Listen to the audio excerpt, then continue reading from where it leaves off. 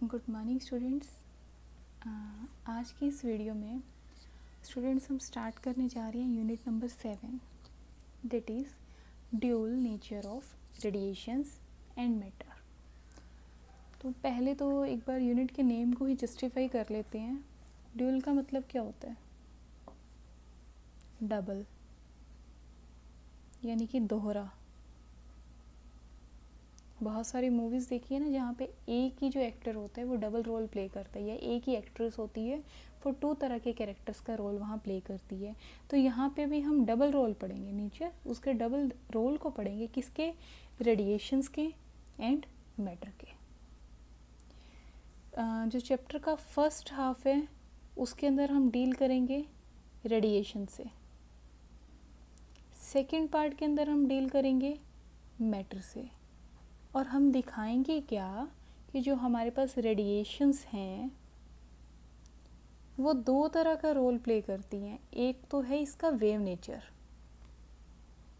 और एक हम बात कर रहे हैं इसका पार्टिकल नेचर की। आपने स्टूडेंट्स बहुत सारे फिनोमिनस पढ़े होंगे, बहुत सारे फिनोमिनस को ऑब्ज़र्व किया होगा, या ये मतलब आप अब से पहले भी फिजिक्स पढ़ते आ रहे हैं। उसके अंदर आपने हमेशा लाइट रेज़ को, लाइट वेव्स को, लाइट रेडिएशंस को किस फॉर्म में देखे हैं? हमेशा यही देखे हैं ना कि radiations travel in form of wave, in form of crust and rough and all. तो कुछ फिनोमिनास तो फिजिक्स के अंदर ऐसे हैं जो कि वेव नेचर के बेसिस पे एक्सप्लेन किए जा सकते हैं, जैसे कि इंटरफेरेंस, डायफ्रिक्शन,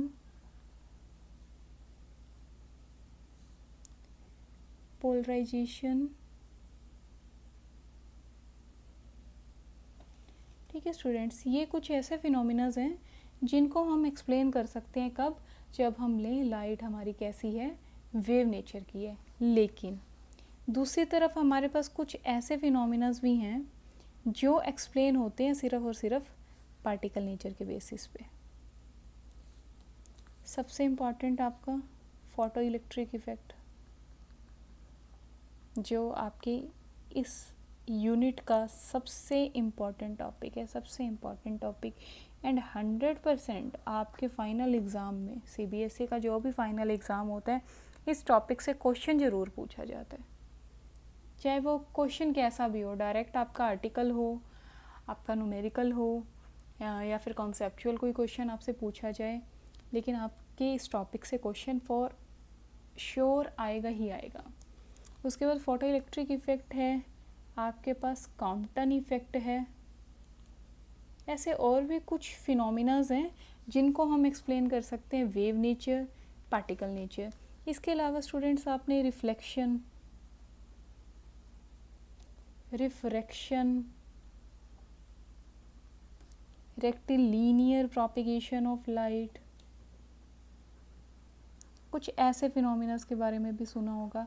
तो ये कुछ फिनोमिनास ऐसे हैं जिनको या तो वेव नेचर पे एक्सप्लेन किया जा सकता है या पार्टिकल नेचर पे एक्सप्लेन किया जा सकता है। यानी कि जो हमारे सारे फिनोमिनास हैं वो एक नेचर से जस्टिफाई नहीं होते।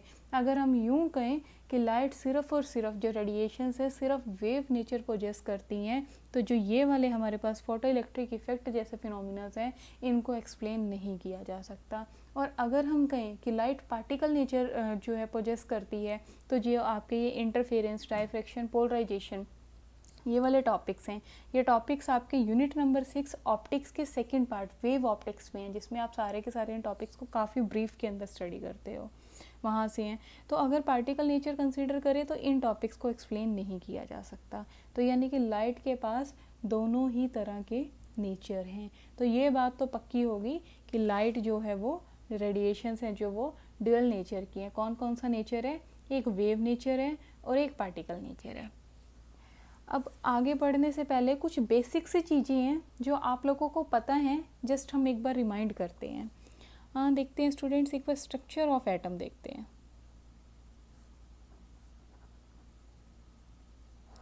स्ट्रक्चर ऑफ एटम में क्या होता है?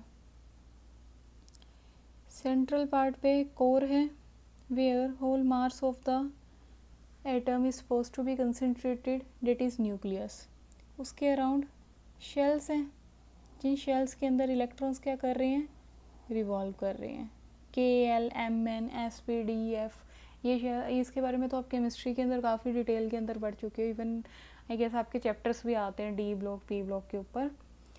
ओके, चलो जो आपकी न्यूक्लियस है, न्यूक्लियस के अंदर प्रोटॉन्स हैं, न्यूट्रॉन्स हैं। प्रोटॉन्स के ऊपर पॉजिटिव चार्ज है, न्यूट्रॉन्स के ऊपर कोई चार्ज नहीं है। एंड इलेक्ट्रॉन्स क्या कर रहे हैं, इलेक्ट्रॉन्स आपके रिवॉल्व कर रहे हैं। ठीक है, इस तरह से इलेक्ट्रॉन्स आपकी आउटर शेल के अंदर रिवॉल्व कर रहे हैं। तो स्टूडेंट्स, अगर हम इस इलेक्ट्रॉन की बात करें तो इस इलेक्ट्रॉन के ऊपर न्यूक्लियस की तरफ से जो फोर्स लग रहा है, और उसके बाद इस इलेक्ट्रॉन की बात करें तो इसके ऊपर भी न्यूक्लियस की वजह से कुछ फोर्स लग रहा है, और इसकी बात करें तो इसके ऊपर भी न्यूक्लियस कुछ ना कुछ फोर्स लगा रही है, इसे बांध के रखा हुआ है। लेकिन सबसे ज़्यादा स्ट्रॉन्ग वो फोर्स कहाँ होगा, ऑब्वियसली यही होगा, जो चीज़ उसके जितने पास है उसी के ऊपर उसका जो असर है वो सबसे ज़्यादा रहने वाला है। और जैसे जैसे डिस्टेंस बढ़ता रहेगा वैसे वैसे जो उसका अट्रैक्टिव फोर्स है between nucleus and the electron वो कम होता रहेगा। फॉर एग्जांपल कि जैसे हमारे पास ये एक मैग्नेट है और ये कोई आयरन है, अगर यहाँ तक रखें तो ये फटाक से एक दूसरे से चिपक जाएंगे, कोलाइड कर जाएंगे, क्योंकि इनका डिस्टेंस कम होने से इनके बीच में जो फोर्स है वो स्ट्रॉन्ग हो गया। लेकिन जैसे ही डिस्टेंस इंक्रीज़ किया, फोर्स ऑफ अट्रैक्शन तो है बट कम है, लेकिन जैसे डिस्टेंस को और इंक्रीज़ किया गया तो जो फोर्स ऑफ अट्रैक्शन था वो काफ़ी ज़्यादा कम हो गया। और अगर इसकी फील्ड से ही इसके आयरन ऑब्जेक्ट को बाहर लेके जाया जाए तो कोई भी फोर्स अब यहाँ पे नहीं रहेगा। तो डिस्टेंस के साथ साथ चीज़ों का इफ़ेक्ट है वो कम हो जाता है। सो जो इलेक्ट्रॉन्स हैं आउटर मोस्ट शेल में, the electrons or we say the loosely bound electrons in the outermost shell are free electrons। अब इन्हें फ्री क्यों बोला भाई, ये ऐसे फ्री इलेक्ट्रॉन्स हैं जिनके ऊपर जो न्यूक्लियस का जो हमारा क्या कहते हैं इफ़ेक्ट है वो सबसे ही कम इफ़ेक्ट लग रहा है,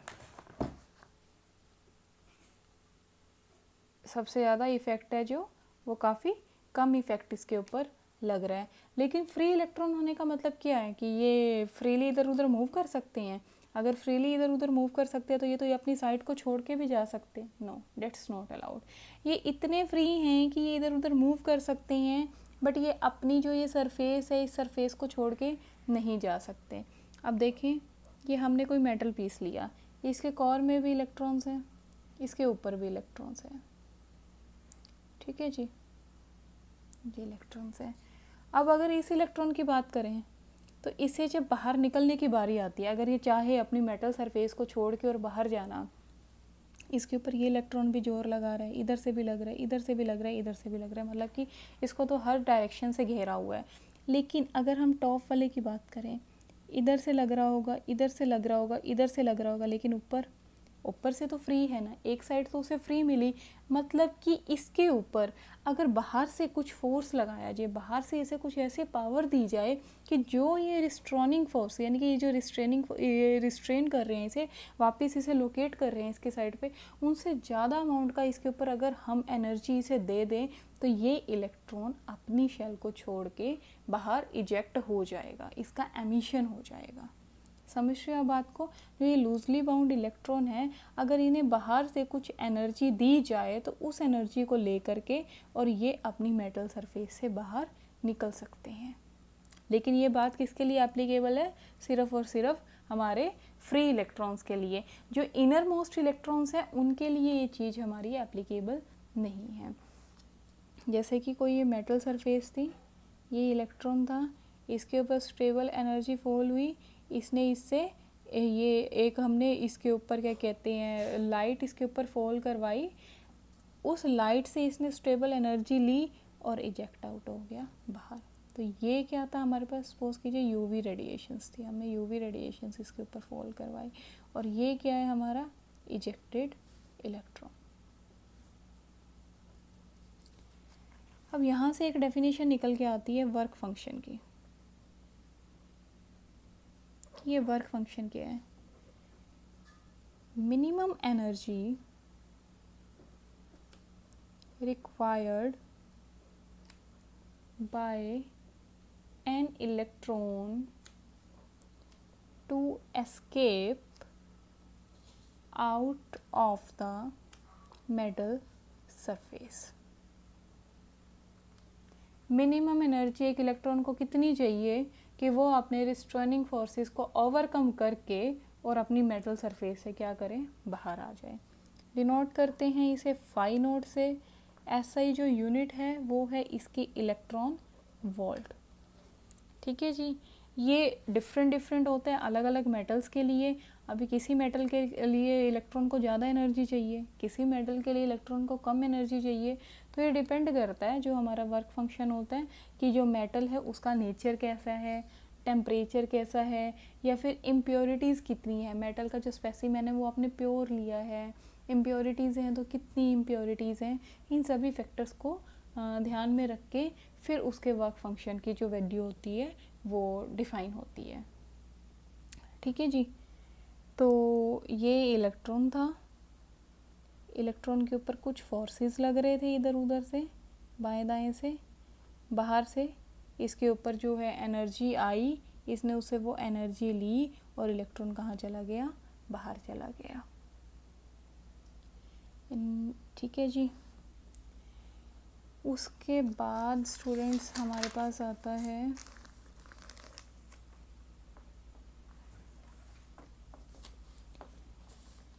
इलेक्ट्रॉनिक एमिशन.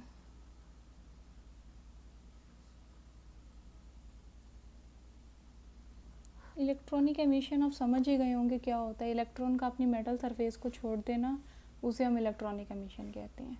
एक मेटल सरफेस को इलेक्ट्रॉन छोड़ेगा कब, अपनी जो सरफेस है उसे छोड़ के वो बाहर कब निकलेगा, जब उसे एनर्जी मिल जाएगी. तो इलेक्ट्रॉनिक एमिशन की आज कुछ टाइप्स हैं, उन टाइप्स को हम स्टडी करते हैं. एक आती है बात हमारी थर्मियोनिक एमिशन, एक है हमारे पास फोटो इलेक्ट्रिक एमिशन, और एक है हमारे पास फील्ड एमिशन. ठीक है जी. थर्मियोनिक एमिशन में क्या है, हमारे पास कोई मेटल पीस था, ये इलेक्ट्रॉन है, हम इसे हीट करना स्टार्ट कर देते हैं. हीट हो रही मिल रही है उसे, हीटअप हो रहा है, वहाँ से वो एनर्जी ले रहा है. एनर्जी तो दिलानी थी उसे. ये तो कोई डिसाइडेड नहीं है कि एनर्जी सिर्फ एक ही तरीके से दी जा सकती है. एनर्जी देनी है ना कि वो अपनी साइड को छोड़ दे. तो उसे हीटअप कर दिया, उसमें उसे एनर्जी मिल गई और वो बाहर निकल गया. ऐसे इलेक्ट्रॉन्स को हम क्या बोलेंगे, थर्मियॉन्स. देखो थर्मियोनिक बना है थर्मल से, और थर्मल का सीधा कनेक्शन होता है भाई हीट से या टेम्परेचर से. तो इसमें आप क्या करोगे, हीटअप करोगे. फोटो इलेक्ट्रिक, इसके अंदर क्या है, when radiations of suitable wavelength या फिर suitable frequency fall on the metal surface. Metal surface के ऊपर आके गिरेगी, इलेक्ट्रॉन्स का एमिशन होगा मेटल सरफेस से, इलेक्ट्रॉन अपना बाहर निकल जाएगा, इलेक्ट्रॉनिक एमिशन हो गया. ऐसे इलेक्ट्रॉन को बोलेंगे photo electrons.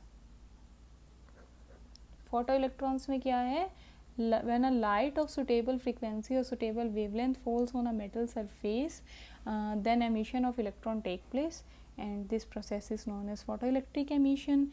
The electrons that are ejected out from the metal surfaces are photoelectrons. After that field emission, नाम से क्लियर हो रहा है, किसी भी जो हमारे पास मेटल सब्सटेंस है उसको हमने क्या करना है, एक स्ट्रॉन्ग इलेक्ट्रिक फील्ड दे देनी है. स्ट्रॉन्ग इलेक्ट्रिक फील्ड देंगे तो क्या होगा, उसे एनर्जी मिल जाएगी. इलेक्ट्रॉन को एनर्जी मिलेगी तो क्या होगा, वो अपनी मेटल सरफेस को छोड़ के बाहर जंप कर सकता है. तो इस तरीके से जो हमारे इलेक्ट्रॉन्स का क्या होता है, एमिशन होता है. ठीक है students. Dual nature of radiations and matter हमारा चैप्टर है.